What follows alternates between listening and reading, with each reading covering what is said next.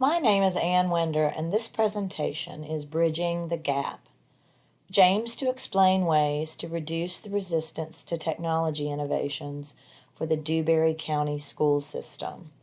The purpose of this presentation is to understand how to be an innovator leader using Everett Rogers' diffusion framework that includes 5 different types of technology adopters. Also, it aims to show how to lead in a Christ-centered way.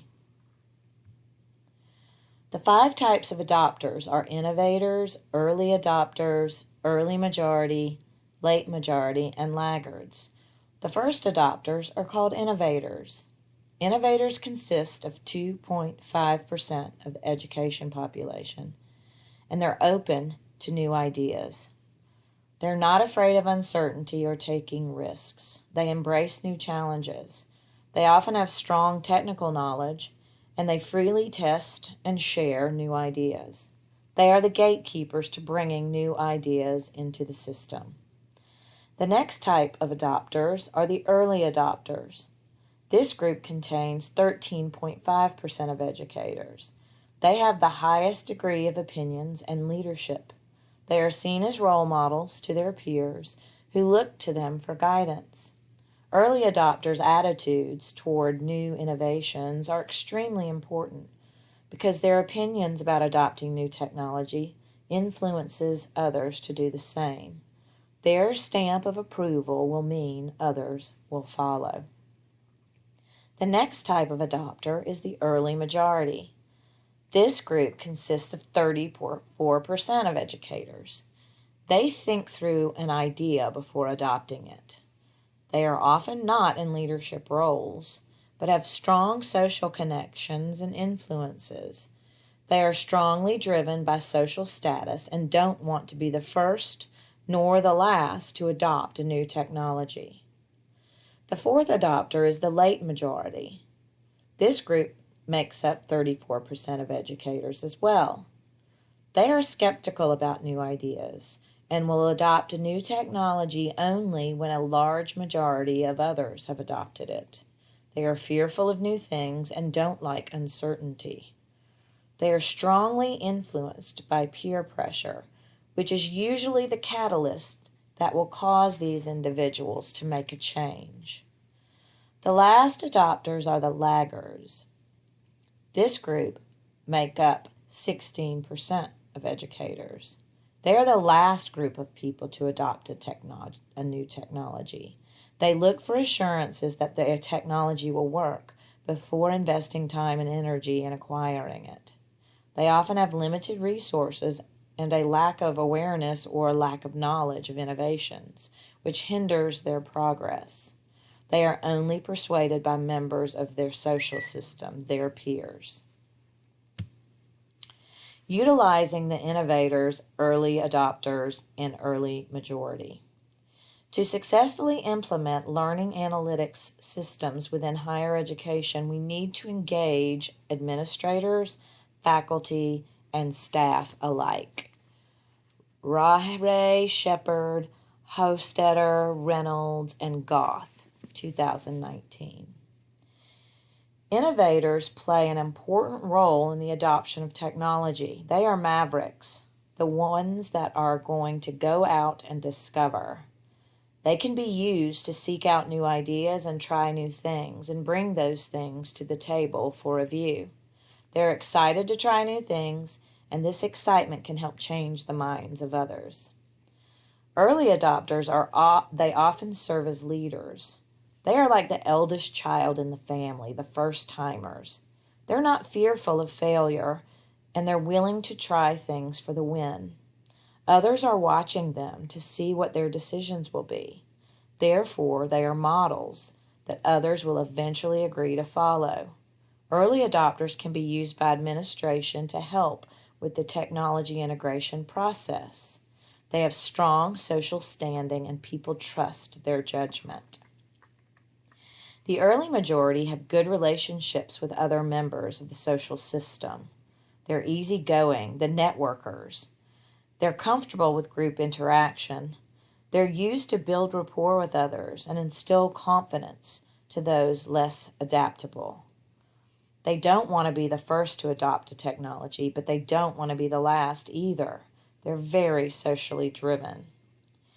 In 2 Corinthians 12, verse 28, it says, "And God has placed in the church, first of all apostles, second prophets, third teachers, then miracles, then gifts of healing, of helping, of guidance, and of different kinds of tongues."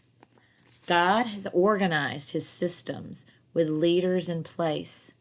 They help and guide in the learning process so that new knowledge can be attained. The small stuff can't happen if the system leaders are not in place and serving in their roles.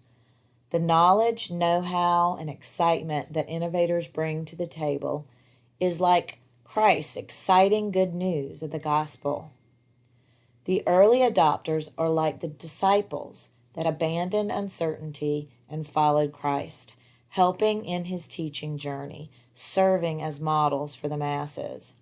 Like Christ, the early majority create and maintain relationships, and the gospel can be seen through their eyes and their actions. Working with the late majority and laggards. Qualitative data suggest that adoption is primarily hampered by required time commitments and the lack of technical supports. Shabansky, 2018. The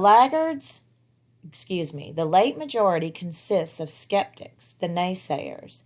In working with the late majority, I would give them lots of verbal encouragement, verbal assurances, and do a lot of hand-holding in order to build confidence in adopting new technologies. Because the late majority is riddled with uncertainty and skepticism, I would provide professional development training and real-life examples of successful integration. The laggards are the most resistant to change and thus make changing their minds a difficult endeavor. These colleagues require trusted people from their inner work circles to counsel them into change. A leader would need to train, persuade, show benefits to the laggards, as well as solicit a buddy system to allow for technology adoption and innovation. They need to see success and concrete data before adopting new technologies. From a biblical perspective, Isaiah 35 verses 3 and 4 say, "Strengthen the feeble hands, steady the knees that give way. Say to those with fearful hearts, be strong, do not fear, your God will come and save you." God does not want us to fear the unknown. He wants us to trust and have faith that he has a hand in all things. Therefore, if we're called to try something new in our jobs, we must try and encourage others to do so as well.